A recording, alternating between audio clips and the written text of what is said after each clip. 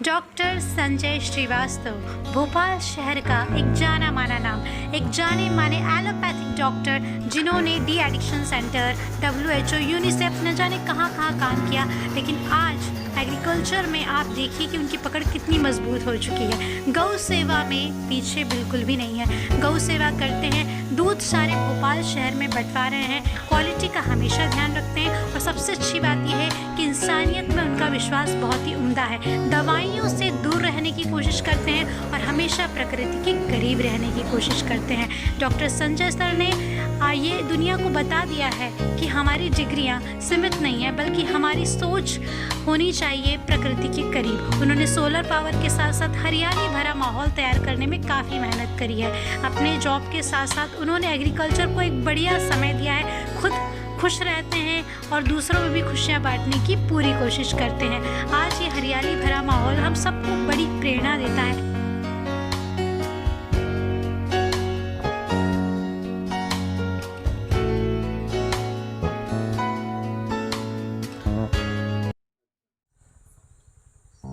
Hello दोस्तों, आज हम आपको मिलवाने वाले हैं डॉक्टर संजय श्रीवास्तव से। पेशे से एलोपैथिक डॉक्टर हैं, लेकिन एक नेचुरल, एक प्राकृतिक लाइफ के बहुत ज़्यादा करीब है। और मैं आपको बता दूं कि WHO, यूनिसेफ के ज़रिए ये काफ़ी आगे तक बढ़े। इन्होंने अपना जॉब रिज़ाइन किया WHO से, काफ़ी अच्छी पोस्ट पर सर वहाँ पर थे, टेक्निकल मैनेजर थे। उसके बाद आप ये सोच लीजिए कि अभी भी वर्तमान में सर ग्लोबल फंड में मैनेजर हैं, टेक्निकल मेडिकल मैनेजर। और आज हम ये देख रहे हैं कि सर ने अपने लैंड को, अपने एग्रीकल्चर लैंड को काफ़ी डेवलप किया है। एक वक्त था जब ये लैंड एकदम सूखा पड़ा हुआ था, लेकिन सर ने अपने जॉब के साथ साथ एग्रीकल्चर में भी इंटरेस्ट दिखाना शुरू किया, क्योंकि हमेशा से ही एलोपैथिक डॉक्टर होने के बावजूद सर का रुझान हमेशा से ही प्राकृतिक, एक नेचुरल लाइफ की तरफ रहा है। सर, आपका बहुत बहुत स्वागत है हमारे शो पर। Thank you Darshana. Welcome sir. Sir, हम ये सबसे पहले जानना चाहेंगे कि सर आपने MBBS किया है रीवा मेडिकल कॉलेज से। सर, कॉलेज के दौरान आपको ये आइडिया आया था या उसके बाद आपको आया है? दर्शना, कॉलेज के समय तो कुछ ऐसा मन में सोचा नहीं था जी। ये थोड़ा एक चीज़ था कि हमारा एक ड्रग डी एडिक्शन सेंटर है। अच्छा। अभी भी है, जिसको अब तो पेशेंट ही रन करते हैं जो ठीक हो गए, रिकवर हो गए। उस drug addiction centre, drug de addiction centre, जहाँ पे नशा करने वालों का उपचार होता है, नशा मुक्ति सेंटर। हाँ, नशा मुक्ति क्या, तो वो अभी भी चलता है। तो उस दौरान ही हमने जब उसको संचालित करते थे, तो हमको एक विचार आया कि इन लोगों को प्रकृति के साथ भी जोड़ना चाहिए। और उसी समय हमारा नीड भी था, क्योंकि हमको गाय का दूध या चाहते थे, लेकिन वो मिल नहीं पाता था। पैकेट वाला दूध, हाँ, पैकेट वाला दूध, प्योर जो काउ मिल्क होता है वो मिल नहीं पाता, और मिल भी जाता है तो काफी कॉस्टली। हाँ, तो मैं जब यूनिसेफ में था तो हम लोगों को बहुत अवेयर करते हैं न्यूट्रिशन के बारे में, बच्चों को कैसे ध्यान रखें। तो वही से विचार आया कि अगर हमारे बच्चों को हम शुद्ध दूध नहीं दे पा रहे हैं, हम, और हमारा तो ज़मीन था, पास में ही ज़मीन था, 10-12 किलोमीटर हमारे घर से दूर, और पैतृक ज़मीन था जो हमारे दादाजी का था। तो वहाँ पे हम बहुत कम जा पाते थे। वो फिर मन में आया कि क्यों ना हम एक प्रयास करें, कैसे हम खुद अपना चीज़ों को उगाएं, जहाँ पे मिल्क और मिल्क प्रोडक्ट्स हों, और वेजिटेबल्स हों, फ्रूट्स हों, ग्रेन्स हों। क्योंकि जहाँ भी खोजने जाते थे तो वहाँ पे हमको लगता था कि ये प्योर नहीं मिल पा, ऑयल भी हमको नहीं मिलते थे।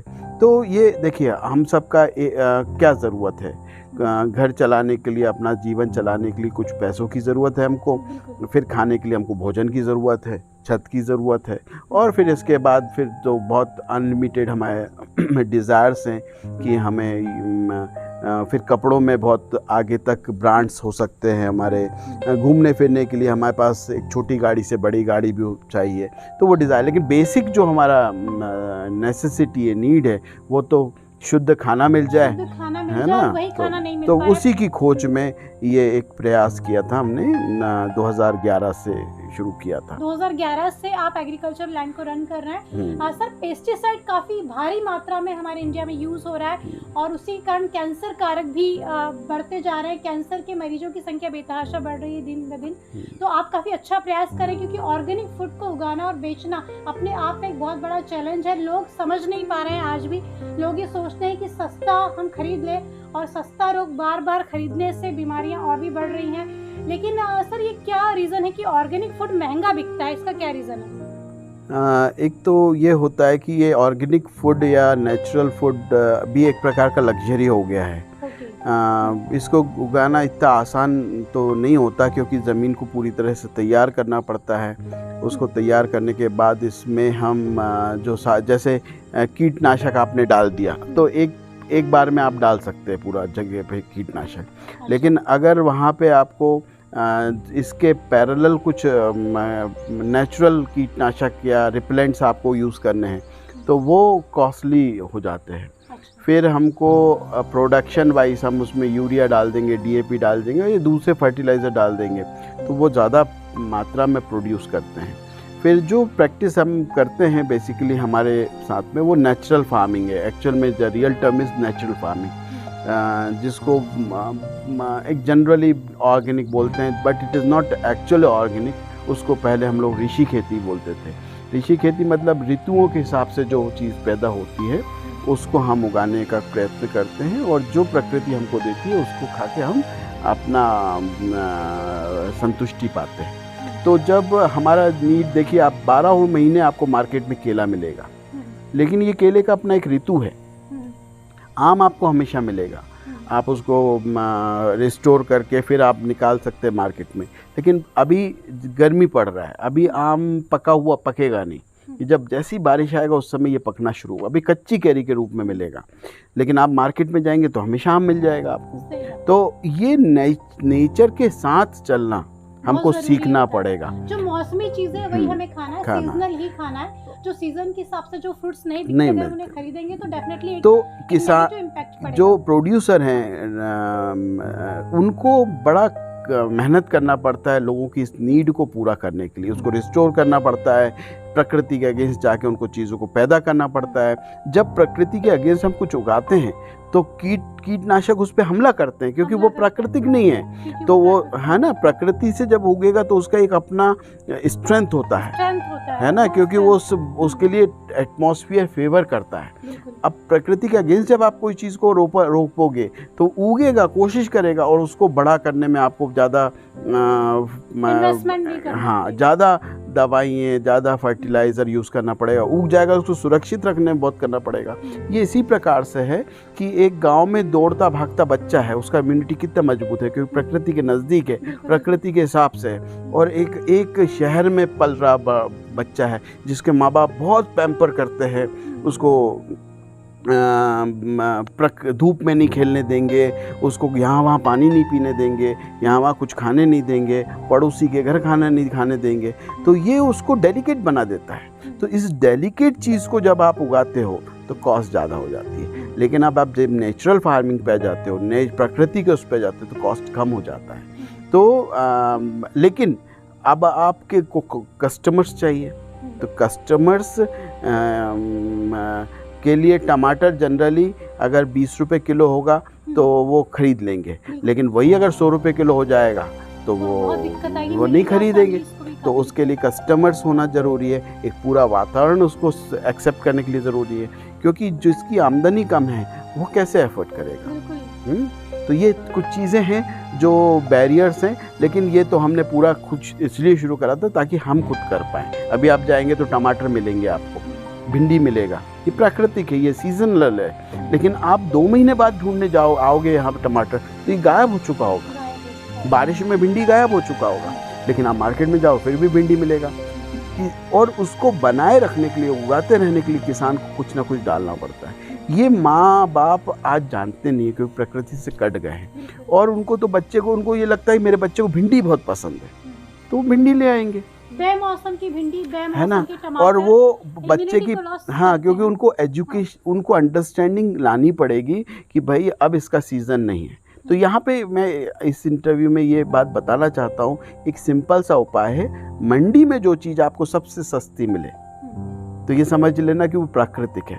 अच्छा, सीजनल है। हाँ, तो हम लोग क्या सोचते हैं कि जो चीज़ महंगी मिल रही है वो बड़ी प्रेशियस है। तो अब जब जैसे अभी आप जाओगे तो मंडी में टमाटर बहुत सस्ते मिलेंगे, 10 रुपये किलो, 5 रुपये किलो ऐसे मिल जाएंगे, तो हम उसको वैल्यू नहीं करते, अरे ये सस्ता है। लेकिन यही टमाटर 150 रुपये हो जाते तो हम एक पाव खरीद के लाना चाहते हैं।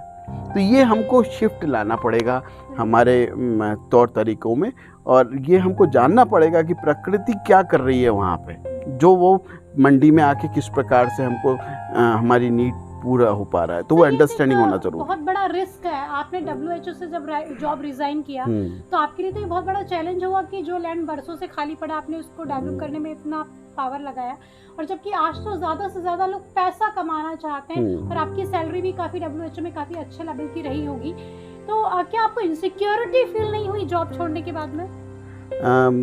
नहीं, ऐसे मुझको ऐसा कभी भी नहीं लगा, क्योंकि मुझको लगा मैं जो कर रहा हूँ मुझे ये करना चाहिए। अच्छा। मुझको ये फीलिंग था, मुझको मैं अगर अपने पैसे से वो शुद्ध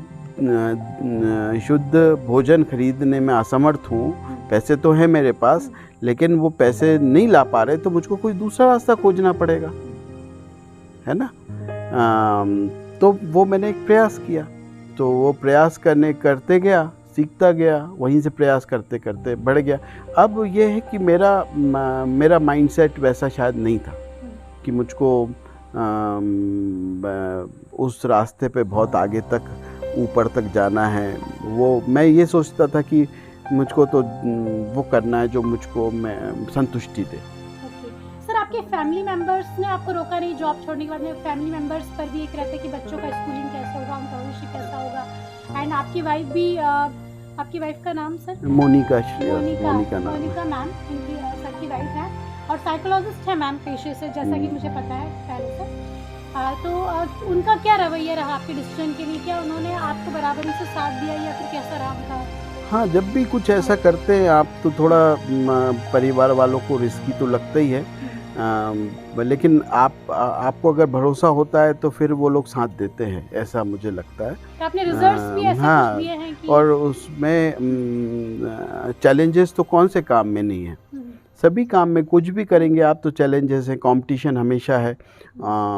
फिर आज के यंगस्टर्स यही सोचते हैं कि चैलेंज से वो पीछे भागते हैं, फिर वो डिसीजन नहीं ले पाते हैं। हाँ। कई बार हमारी लाइफ में भी ऐसी कंडीशन आई है कि हम डिसीजन नहीं ले पाए हैं, लेकिन ये रिस्क जो होता है ये वहाँ पर लिया जाता है जहाँ खुद पर आपको भरोसा हो कि नहीं आप वो कर लोगे। करेक्ट। और कभी भी मैं अनएम्प्लॉयड नहीं था, ये सब मैं अपने काम करते करते ही करता गया। अच्छा, यानी ऐसा नहीं था कि मैंने सब कुछ छोड़ के इसमें किया, क्योंकि इसको करने के लिए you need some money investment. हाँ, इन्वेस्टमेंट भी चाहिए, और फिर आपकी रूटीन, आपकी ज़रूरतें हैं उनको भी पूरा करना है, घर भी रन करना है। बाद में आपने ये ग्लोबल फंड ज्वाइन किया सर, जहाँ सर को कम समय देना पड़ता है ना? समय तो देना पड़ता है, समय तो देना पड़ता है, लेकिन मोड ऑफ वर्क जो होता है वो फ्लेक्सिबल होता है, है ना।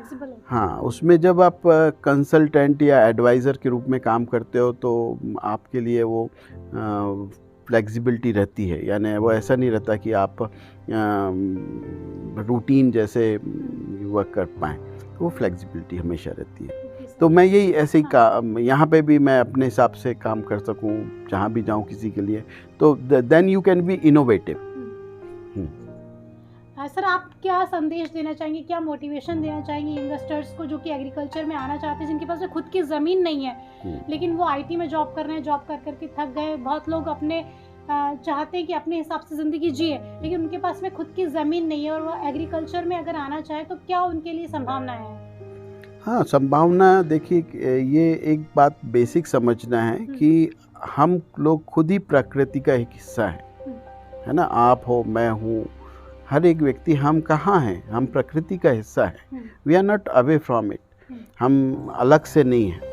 फिर हमारा एक तो ये अंडरस्टैंडिंग आना चाहिए कि we are part of this nature. फिर एज ए ह्यूमन हमारा एक जिम्मेदारी है कि हम जहाँ पे भी इस प्रकृति में हैं उसका आसपास ध्यान रखें, ठीक है। फिर तीसरा चीज़ हमको ये समझना चाहिए कि we call it as mother nature, तो मदर नेचर के लिए हम कुछ नहीं कर सकते, है ना।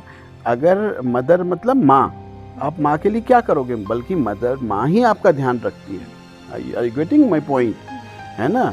हम माँ का कुछ ध्यान नहीं रखते, लेकिन अगर if it is mother nature then you will be cared by that mother nature, है ना। जैसे आपकी माँ ध्यान रखती है, मदर नेचर क्यों बोलते हैं, इसलिए बोलते हैं क्योंकि वो हमारा पालन पोषण करती है। हमें दिक्कत कब आती है, जब हम इससे डिस्कनेक्ट हो जाते हैं। लेकिन सर खुद की ज़मीन अगर किसी के पास में नहीं है तो वो इंसान कैसे एग्रीकल्चर में हाथ बटा सकता है? हाँ, वो रास्ते खोजने पड़ेंगे, हर एक को अपना रास्ता खोजना पड़ेगा। ज़मीन होने से भी कुछ नहीं होगा। आपके पास अगर ये बेसिक ये अंडरस्टैंडिंग नहीं है, देखिए किसानों हैं, कितनी सारी ज़मीनें होती हैं उनके पास में, लेकिन फिर भी परेशान रहते हैं, फिर भी बहुत सारे बच्चों को पढ़ाते हैं ताकि वो कहीं जाके नौकरी करे। तो हमको केवल ज़मीन होने से नहीं होगा, हमको उसको प्रोडक्टिव बनाना पड़ेगा, है ना। हमने उसको उस सिस्टम को तोड़ दिया, हमको रीस्टैब्लिश करना पड़ेगा उस सिस्टम को, हमको प्रोडक्टिव बनाना पड़ेगा। हमारी ज़मीन का एक एक कतरा कुछ उगाए, हमको प्रोडक्टिव बनना पड़ेगा। ये कहाँ से कॉन्सेप्ट आता है, हमको प्रोडक्टिव, हमको उगाने में दक्ष बनना पड़ेगा। सर जिनके पास ज़मीन अभी हम क्या करते हैं, चाहे आईटी हो चाहे कोई भी हो, हमारा भारत का बच्चा छोड़ के विदेश जाके रहने लगता है और दूसरे के लिए प्रोडक्टिव बनता है, राइट। हमारी ज़मीन को छोड़ के, हमारे देश में जो उसकी ज़मीन है उसको छोड़ के, माँ बाप उसको पढ़ाते लिखाते हैं, उस माँ बाप को छोड़ जाता है, विदेश जाके बस जाता है, और विदेश में जाके दूसरे के लिए प्रोडक्टिव होता है। This is very dangerous for that family.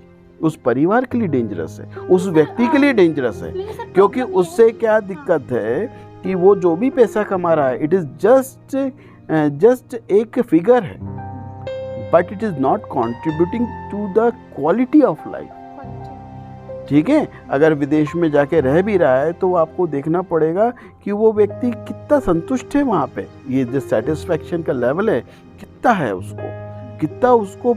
और ये कब आएगा सेटिस्फैक्शन का लेवल, जब वो प्रकृति के बीच में आएगा, जब वो खुद के लिए प्रोडक्टिव बनेगा, जब वो खुद ही अपने आप में, जब वो दूसरे के लिए वहाँ पे प्रोड्यूस कर सकता है, तो यहाँ पे इमेंस अपॉर्चुनिटीज़ हैं। बिल्कुल, लेकिन सर बात वही आ जाती है कि फिर से ज़मीन नहीं है तो करे कहाँ पर उगाए? बहुत ज़मीन है, ज़मीन का बिल्कुल भी कमी नहीं है। लेकिन सर ये अंडरस्टैंडिंग की कमी है, ये ट्रेनिंग की कमी है, ये उसको खुद अंडरस्टैंडिंग लानी पड़ेगी। हमारी ट्रेनिंग, हमारे पास में अगर ज़मीन नहीं है तो अगर मुझे एग्रीकल्चर में हाथ बटाना तो मैं कैसे कर सकती हूँ? तुम कल से यहाँ पे कुछ कर सकती हो अगर तुम चाहो तो। ये तुम्हें चाहना पड़ेगा। यहाँ पे ज़मीन की कहाँ कंट्रीब्यूट करके कर सकते हो, कोई दिक्कत नहीं। यहाँ पे कहाँ ज़मीन की कमी, हर जगह ज़मीन है। आप कहीं पे भी ज़मीन पे कार्य करना चाहे कर सकते हैं, आप कहीं नहीं करना चाहते, आपके पास छत है, आप देखिए कितने सारे लोग अपने छत पे प्रोडक्ट उगा रहे हैं और रेंट से भी ज़मीन, हाँ रेंट पे आप अपने पास थोड़ा सा जगह वहाँ पे प्रोड्यूस कर सकते हैं। एक पौधे को उगने में कितनी देर लगती है, कितना समय लगता है, कितनी जगह चाहिए। आपकी ज़रूरत है, बस आप नहीं है अवेलेबल, आपको अपने लिए अवेलेबल कराना पड़ेगा।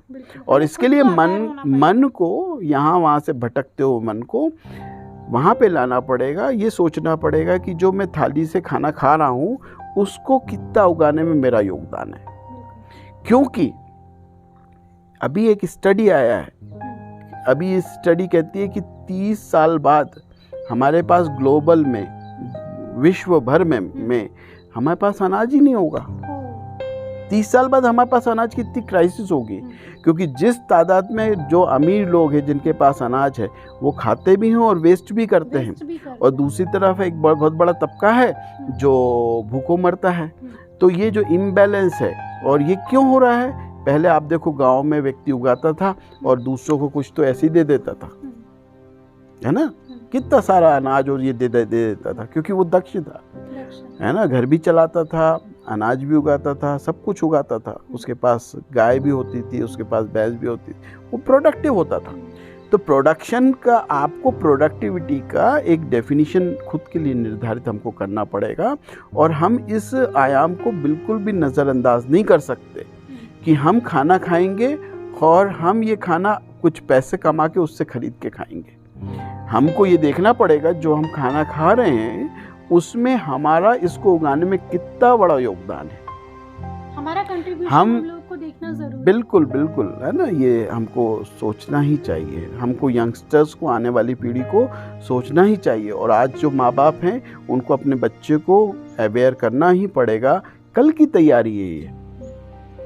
जैसे कल की हम तैयारी करते हैं ना, बच्चे को पढ़ाते हैं लिखाते हैं ताकि वो बड़ा होके घर का सहारा बने, खुद अपने पैरों पे खड़ा हो जाए। वो उल्टा रहा है, हम बच्चों को पढ़ा रहे हैं लिखा रहे हैं और वो विदेश जाके दूसरे की नौकरी करके प्रोड्यूस कर रहे हैं, and they are just living their life without their children, और किसी तरह से गुजारा कर रहे हैं। यहाँ पे थोड़ा सा हमको अपने फैमिली को सिक्योर भी करना है, उनको प्रोडक्टिव भी बनाना है और इतना मजबूत बनाना है ताकि कल को किसी की उनको गुलामी ना करनी पड़े। बिल्कुल सर, आपने बहुत ही बेहतरीन मैसेज दिया है आज के यंगस्टर्स को, फैमिलीज को, ऑर्गेनिक फूड कल्चर वालों को। हमें बहुत कुछ सीखने को मिला आज, इसके लिए आपका बहुत बहुत धन्यवाद सर। आपने Thank you, अपना valuable time दिया इसके लिए। Thank you so much. Welcome sir. Please subscribe and press bell icon.